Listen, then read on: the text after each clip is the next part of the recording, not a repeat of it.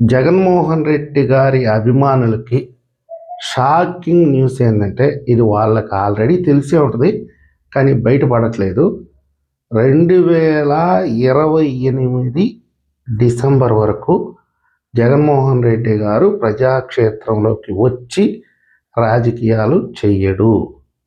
కేవలం ఒక గెస్ట్ ఆర్టిస్ట్గా తాడేపల్లి కొంపకు రావడం, ఒక 2 అవర్స్ ప్రెస్ మీట్ పెట్టడం, అడపాదడపా ఏదన్నా పరామర్శలు ఉంటే వాటికి అటెండ్ అయ్యి వెళ్ళిపోతాడు.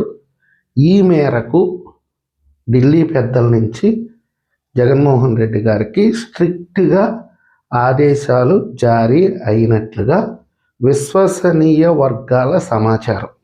ఇది ఫేక్ కాదు. కాకపోతే ఈ వైఎస్ఆర్సిపి వీరాభిమానులు చూస్తే మాత్రం జాలేస్తుంది.